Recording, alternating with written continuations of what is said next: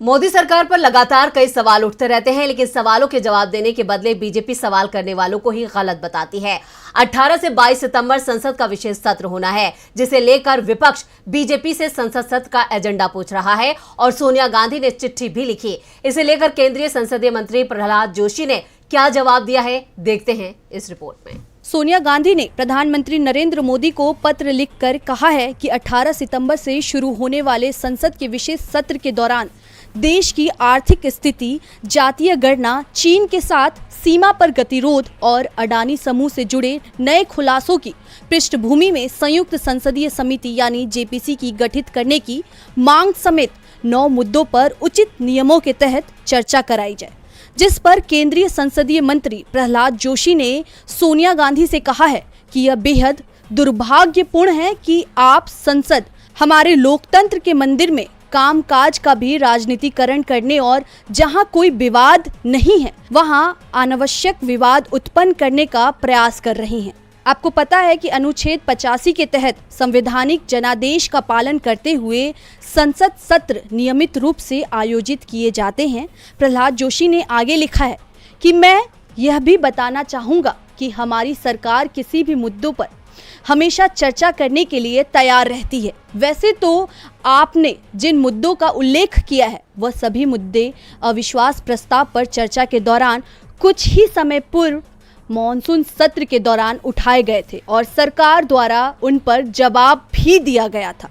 इसी के साथ कांग्रेस सांसद जयराम रमेश ने मंत्री प्रहलाद जोशी के बयान पर प्रतिक्रिया दी है। उन्होंने अपने ट्विटर अकाउंट पर लिखा है कि कितना गुमराह करेंगे जोशी जी, प्रत्येक विशेष सत्र यानी बैठक का एजेंडा पहले से ही पता होता था।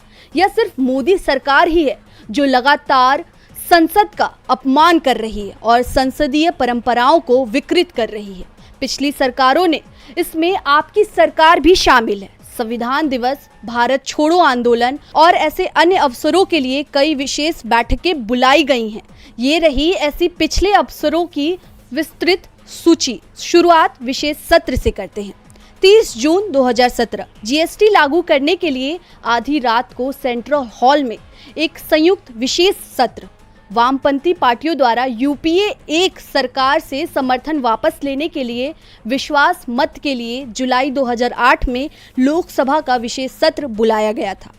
भारत की स्वतंत्रता की 50वीं वर्षगांठ मनाने के लिए 26 अगस्त 1997 से 1 सितंबर 1997 तक विशेष सत्र बुलाया गया था।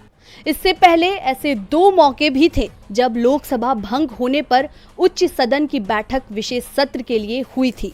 अनुच्छेद 356(3) के प्रावधान के तहत हरियाणा में राष्ट्रपति शासन की मंजूरी के लिए 3 जून 1991 में 2 दिनों के लिए विशेष सत्र आयोजित किया गया था। अनुच्छेद 356(4) के दूसरे प्रावधान के तहत तमिलनाडु और नागालैंड में राष्ट्रपति शासन के लिए विस्तार के लिए फरवरी 1977 में 2 दिनों के लिए राज्यसभा का विशेष सत्र आयोजित किया गया था।